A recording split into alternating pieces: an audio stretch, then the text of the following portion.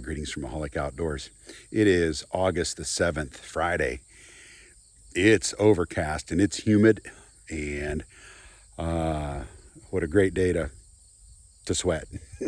So, in between projects, I am going through my checklist of things I need to get accomplished, and one is I need to cut a couple of shooting lanes. Everything, for the most part, is finished growing. It's still going to grow for another month and a half-ish, give or take, but the bulk of them I'm going to cut right now just to make sure that when the time comes, there's nothing worse than trying to trim some shooting lanes, the first week of archery, like, I forgot about that stand. So I also mentioned in my previous, this is Press Box West, my previous Press Box West video, that I focus heavily on soybeans here. Now, these are Group 7s. These are through Eagle Seed. This is their manager's mix. And what I did was I came through about a week ago, and I kind of top dressed this with fertilizer. It got 5 bags of lime with 5 bags of a triple 18, a kind of a premium fertilizer. It's a triple 18 with a micronutrient package and T-Mac Agro Duo Max. And that has been added at 3 quarts a ton. So this is premium. So I did a top dressing of this, and you can see the corn in the background. This was all planted mid-June. It was so wet here, and by the time I got my other plots planted, there's one of my other primary plots. There's the big corn plot. It is what it is. And I took my Casco no-till drill, my Versa drill. I drilled these beans in, and you can see them start to stand out now. They do grow slow, but they're a Group 7, which means they're going to stay green through October. I've had them green to the end of October. I've had them green into November, and literally snow fell on them when they were still green. So we do get early, heavy, wet snowfalls here, and that is one of the drawbacks. If you don't plant an early enough maturing bean, you'll see the farmers trying to, theirs are drying down in mid-September.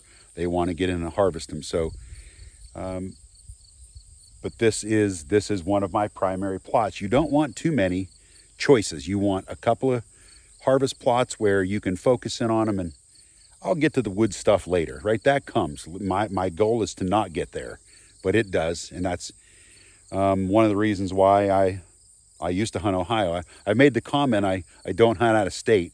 Well, my tree stand in Ohio is less than 5 miles from here. I don't even consider that, but it is. I realize that, but I don't travel anywhere other than right across the state line, and I hunt there. So I'm going to trim some branches today. There's some branches right there. There is a branch hanging out. See if I can get it. It's right there. That's got a rub tree. I've had a buck come right into this. It was so cool. So cool. Came right in. There's the stand. Right up there, you can see the little lane it kind of has. So I've had a buck come right in. Now, what I'll usually do is take my saw and I'll rough that bark up, and I'll put some pre-orbital on there, and I'll load these branches up, and I'll kind of jazz this up. But came right in, just come right across the plot from that opening right over there, just walked straight over, just so cool. So these trees, though, have grown up a little bit too much. So this is kind of a very common place for deer to come to, and they'll walk down edges, and they come from the east, they come from the west. But I wanted to work this scrape and kind of just show you how I do things here. And you need, obviously, some licking branches. You need something for them to rub their face and their head on. So I use my garden weasel, and I have my pre-orbitals and some complete scrape, and I was going to just kind of demonstrate this. It's not a difficult process by any means. So if I get my camera propped up without it falling over, perfect. So bear with me. Here is what I do, and you can buy these at Home Depot. It's a garden weasel for weeding.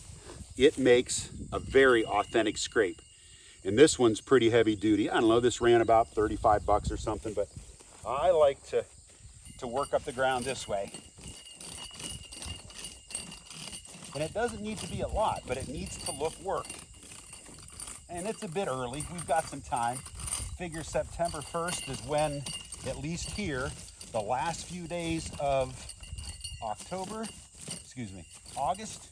Getting ahead of myself. Oh yeah. That looks good. Right there, gives them a visual.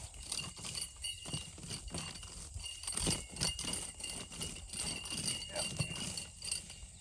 Figure the last few days of August and the first few days of September is typically when you will start to see velvet hanging from their antlers, which is pretty cool. It's pretty rare you see that, but oh yeah. Now this has been worked, right? This is one of my more permanent scrapes right here. So a couple different products through Paul Pollock. Complete scrape, interdigital, some tarsal. This is what goes on the ground. Now I sell this and I sell it in bulk.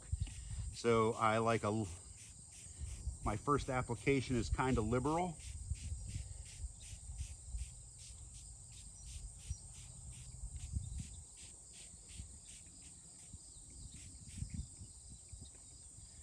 And what I usually do is I'll take this again and gently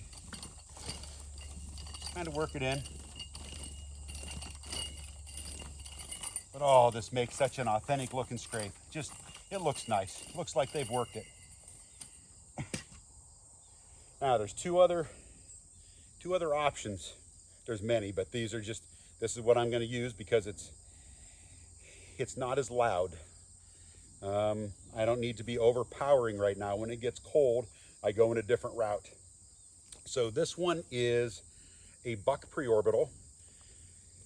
I sell this in 2-ounce bottles. It's an oil. And what I like to do is I will put this down the branch into any place I think that buck might want to rub his face. There's a branch right here. You'll see them actually stick it right in the corner of their eye. I like the oil because it sticks, right? It stays on. So I won't typically put it on the leaves, but I'll put it on the little branch tips, and I'll just kind of take the dropper and lay it on just run it right down the end of the woody stems, and it will stick. And you will see this literally weeks after you apply it. You'll see it looks wet still. But I'll apply this right down the branches like this. Any place there's a branch tip. It does have a unique odor to it, I must admit. Now there's another one I got right here that's a little dangly. And this one actually swings. It's got a little dangle to it. And then I like to take some doe preorbital. And this is where I like the urine base, because now I try to get it on the bottom of the leaves, on some branches, and I do have 2 scent wicks stuck up in there. But I think the urine, although deer don't pee in trees,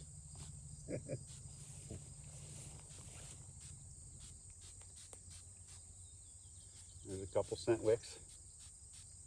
They just hang here every year, just kind of. I think the urine is just a bit more subtle, and because it smells female-ish, obviously, I think it's not as threatening early season. You don't want your lures to be overpowering. You want them to just make a focal point. And in one of my previous videos, I'm gonna grab my camera. In one of my previous videos, it's not always the giants, right, that come in to work the scrape. It's the little ones. They stand here, somebody else sees them, and they're like, no, I don't think so. So just one of the many things you can do to accentuate the plot. This is the thrill of the chase. This is the fun part about the hunt itself, is the preparation. Now, do you need to do this, based on the merit of the stand? Probably not all the time, but you know what? It's fun. And it has absolutely worked in the past. Could it backfire? It can. So you have to kind of gauge it. You have to do your own thing to make sure that it's what you feel is right for your situation. So that is the first scrape of the year. And I'm going to make a couple more, and I've got some branches to trim to make sure I can get to that. I can just see the stand, but that tree has definitely grown up. So if you are interested in making scrapes and using a quality deer lure, there's all kinds of bugs flying around here today. I don't know what that one was. We need a bug app for him. If you're interested in using some quality lures with some experience behind them, I have used Paul's lures from the mid-90s. He was probably one of the first to have pre-orbital in his collection. So thank you to Paul for all of his words of wisdom over the years. Grab a notepad when you call him. But I have everything in stock. I will have everything you would need at the Albion Fair. I have it in stock right now. But if there's anything I can do, we are in prime food plotting season right now, like now. Like these are some of my most favorite days right here, the 7th, 8th, 9th, depending on the rain. These are great times to put in a fall food plot. I have plenty of things in stock. I have my December blend in stock. I have all kinds of fertilizer. I have just brassicas, just clovers, just depending on what you're looking for. So if there is anything I can do, reach out. It looks good. It looks real good. The green soybeans. If you can get, the rule of thumb is, if you don't fence your soybeans in, if you can get your soybeans bugs, if you can get them to August, that's the key. This is when they come out of the ground. They are ready to go. So they are starting to put on many, many leaves. And so words of wisdom, a great time to accentuate your plots with a little bit of pre-orbital, with some complete scrape. Here in about a couple of weeks, things will start to shift, and you'll see it. You will see that shift take place, and I always look forward to it. Where I used to dread it, they would leave, and now they come back. So, words of wisdom: put on your bug spray. It's August. Kevin, Mahalik Outdoors.